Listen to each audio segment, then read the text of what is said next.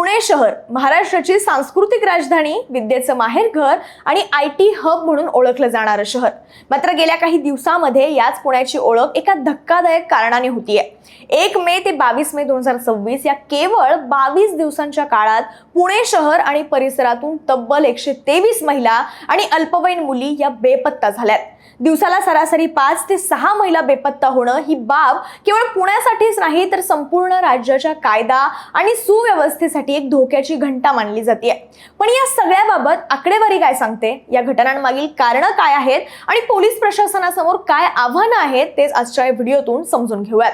नमस्कार, मी शीतल आणि तुम्ही पाहताय ऑड इव्हन.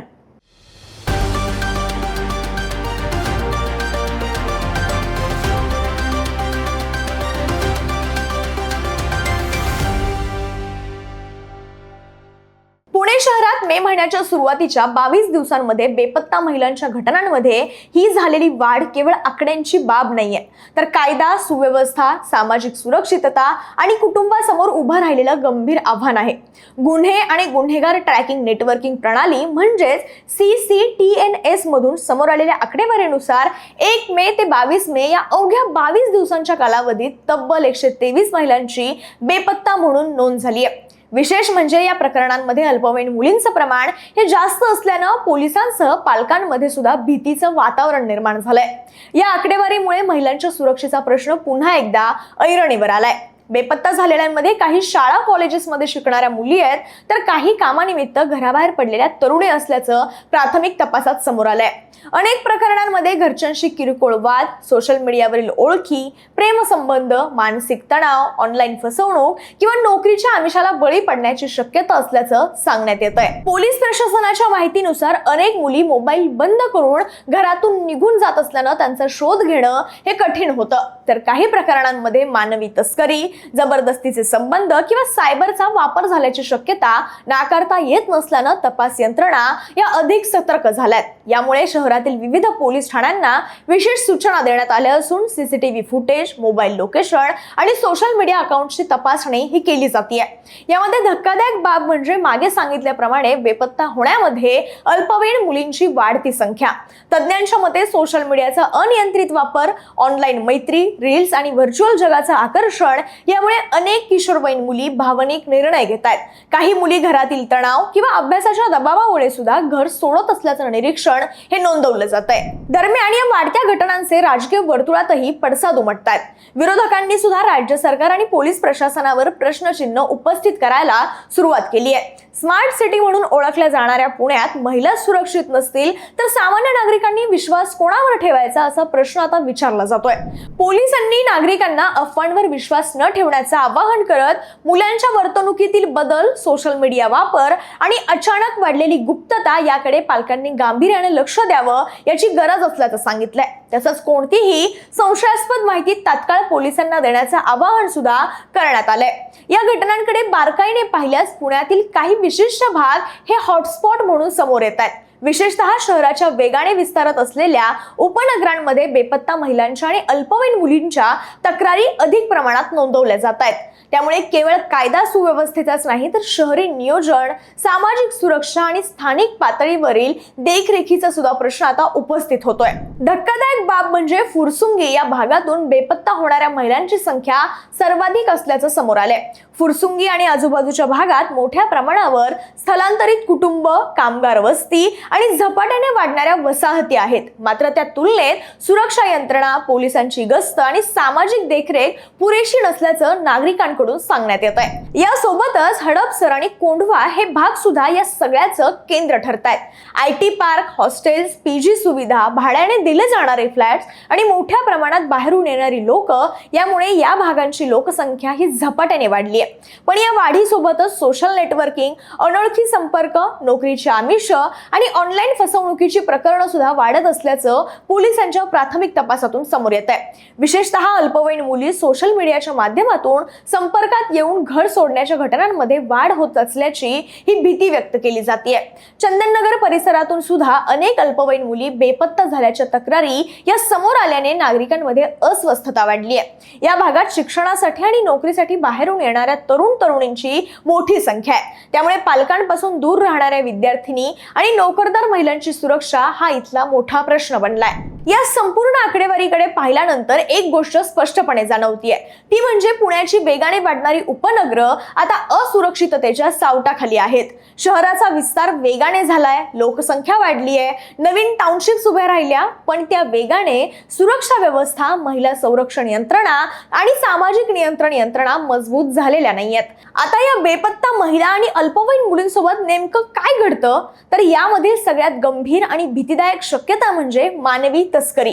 अनेक सामाजिक कार्यकर्ते आणि सुरक्षा तज्ञांच्या मते मोठ्या शहरांमधून बेपत्ता होणाऱ्या महिलांचा वापर जबरदस्तीची मजुरी, लैंगिक शोषण किंवा बेकायदेशीर नेटवर्कमध्ये केला जाण्याची शक्यता ही नाकारता येत नाही। विशेषतः रेल्वे स्टेशन, बस स्थानक, हॉस्टेल परिसर किंवा कमी देखरेखीच्या भागांमधून मुलींना लक्ष्य केलं जात असल्याचा संशय हा व्यक्त केला जातोय। काही प्रकरणांमध्ये महिलांना परराज्यात हलवलं जात असल्याची ही भीती तपास यंत्रणांना वाटतेय। दरम्यान बदलती जीवनशैली आणि विशेषतः पुण्यात वाढलेली पब संस्कृती देखील या चर्चेचा विषय बनली आहे। रात्री उशिरापर्यंत सुरू असणाऱ्या पार्ट्या, अंमली पदार्थांचा वाढता वापर, बेकायदेशीर नेटवर्क आणि तरुणाईंमधील वाढतं व्यसन यामुळे गुन्हेगारीचं स्वरूप आता बदलत असल्याचं काही सामाजिक संघटनांचं मत आहे। गांजा, चरस आणि इतर अंमली पदार्थांच्या विळख्यात अडकलेल्या तरुणांचा वापर गुन्हेगारी टोळ्यांकडून केला जात असल्याची सुद्धा भीती व्यक्त केली जाते। या सगळ्या घटनांमधून एक गोष्ट स्पष्ट होते, ती म्हणजे ही फक्त मिसिंग केसची आकडेवारी नाहीये, तर ती बदलत्या समाज व्यवस्थेचा, डिजिटल प्रभावाचा आणि शहरांमधील वाढत्या असुरक्षिततेचं चित्र आहे। त्यामुळे पोलीस कारवाई सोबतच सायबर अवेअरनेस, कौटुंबिक संवाद, मानसिक आरोग्याविषयी जनजागृती आणि महिलांसाठी सुरक्षित वातावरण निर्माण करणं ही फार मोठी गरज आहे। आता हे सगळं घडणं म्हणजे पोलीस प्रशासन आणि यंत्रणेचं अपयश आहे का? कारण या वाढत्या बेपत्ता प्रकरणांमुळे आता थेट पोलीस प्रशासन आणि संपूर्ण सुरक्षा यंत्रणेच्या कार्यक्षमतेवर प्रश्नचिन्ह हे उपस्थित होऊ लागलंय। कारण एखादी व्यक्ती बेपत्ता झाल्यानंतरचे पहिले काही तास हे तपासासाठी अत्यंत निर्णायक मानले जातात, पण पुण्यासारख्या मोठ्या शहरात या सुरुवातीच्या टप्प्यावर यंत्रणा संथ पडत असल्याचा आरोप हा वारंवार केला जातो। सगळ्यात मोठी समस्या म्हणजे लोकसंख्येच्या तुलनेत अपुरी पोलीस यंत्रणा। गेल्या काही वर्षात पुण्याचा विस्तार हा प्रचंड वेगाने झालाय। मागे सांगितल्याप्रमाणे नवीन टाउनशिप्स, IT पार्क, स्थलांतरित लोकसंख्या, हॉस्टेल्स यामुळे शहराची लोकसंख्या ही झपाट्याने वाढली आहे। मात्र त्या तुलनेत नवीन पोलीस ठाण्यांची संख्या, मनुष्यबळ आणि पोलीस गस्त पुरेशी वाढलेली नाहीये। परिणामी एका पोलीस स्टेशनच्या हद्दीतच मोठी लोकसंख्या असल्यानं तपास अधिकाऱ्यांवर प्रचंड ताण निर्माण झालाय। याचाच परिणाम म्हणजे बेपत्ता प्रकरणांच्या तपासात होणारा विलंब। अनेक कुटुंबाचा आरोप आहे की सुरुवातीच्या काही तासात तक्रारी गांभीर्यानं घेतल्या जात नाहीत। काही वेळाने परत येईल, मैत्रिणीकडे गेली असेल अशी उत्तरं पोलिसांकडून दिली जातात आणि तोपर्यंत महत्त्वाचे पुरावे हे नष्ट होण्याची शक्यता ही मोठ्या प्रमाणात वाढते। विशेषतः अल्पवयीन मुलींच्या बाबतीत तात्काळ अलर्ट सिस्टीम अधिक आक्रमकपणे वापरण्याची गरज असल्याचं तज्ञ सांगतात। तांत्रिक तपासातील त्रुटी हा देखील मोठा मुद्दा बनलाय। आजच्या डिजिटल युगात mobile location, CCTV network, social media activity, call records आणि डिजिटल पेमेंट ट्रेल्सच्या मदतीने व्यक्तीचा मागोवा घेणं पूर्वीपेक्षा अधिक शक्य आहे। तरी सुद्धा अनेक प्रकरणांमध्ये तपास यंत्रणा वेगाने हालचाल करताना दिसत नाही, असा आरोप सुद्धा आता केला जातोय। राष्ट्रवादी काँग्रेसच्या नेत्या रुपाली ठोंबरे पाटील यांनी सुद्धा हा मुद्दा उपस्थित करून मुलींचे लोकेशन शोधण्यात इतका उशीर का होतो असा सवाल उपस्थित केलाय। त्यांच्या मते ही परिस्थिती थेट गृह खात्याच्या कार्यक्षमतेवर प्रश्न निर्माण करणारी आहे। आता या सगळ्या प्रकरणातील सगळ्यात महत्त्वाचा मुद्दा म्हणजे बेपत्ता झालेल्या महिलांपैकी नेमक्या किती जणी सुरक्षितपणे परत येतात। कारण केवळ बेपत्ता झाल्याची नोंद आणि प्रत्यक्षात त्या व्यक्तीचा शोध लागणं यामध्ये मोठी तफावत असल्याचं चित्र हे समोर येतंय। सामाजिक सुरक्षा विभाग असो, महिला सुरक्षा कक्ष असो आणि पोलीस प्रशासन असो, या प्रकरणांवर सातत्यानं काम करत असल्याचा दावा यांच्याकडून केला जात असला तरी प्रत्यक्ष आकडेवारी मात्र फारशी दिलासादायक वाटत नाही।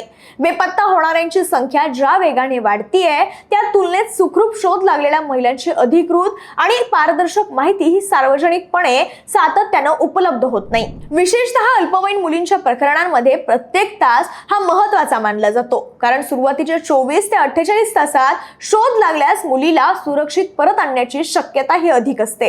मात्र तपासातील विलंब, तांत्रिक अडचणी आणि मनुष्यबळाची कमतरता तसंच विविध पोलीस ठाण्यांमधील समन्वयाचा अभाव यामुळे अनेक प्रकरणांमध्ये तपास हा लांबत जातो. तोपर्यंत संबंधित व्यक्ती म्हणजेच मुलगी ही शहराबाहेर किंवा राज्याबाहेर नेली गेल्याची शक्यता ही वाढत जाते. याहून गंभीर बाब म्हणजे अनेक पीडित कुटुंबांकडून केला जाणारा आरोप तपास सुरू आहे या एका उत्तरापलीकडे त्यांना फारशी माहिती ही दिली जात नाही. मुलगी किंवा महिला शेवटची नेमकी कुठे दिसली, कोणते सीसीटीव्ही फुटेज मिळाले, मोबाईल लोकेशन काय सांगतंय, सोशल मीडिया मधला तपास कुठपर्यंत पोहोचला, याबाबत कुटुंबांना वेळेवर अपडेट मिळत नसल्याची तक्रार ही वारंवार कुटुंबांकडून केली जाते. परिणामी आधीच मानसिक धक्क्यात असलेल्या कुटुंबांची अस्वस्थता आणखी वाढत जाते. बाकी या सगळ्या आकडेवारीकडे आणि या सगळ्या वाढत्या प्रकरणांबद्दल तुम्हाला काय वाटतं? कमेंट बॉक्समध्ये व्यक्त व्हा आणि ऑड इव्हनला सबस्क्राईब करायला विसरू नका.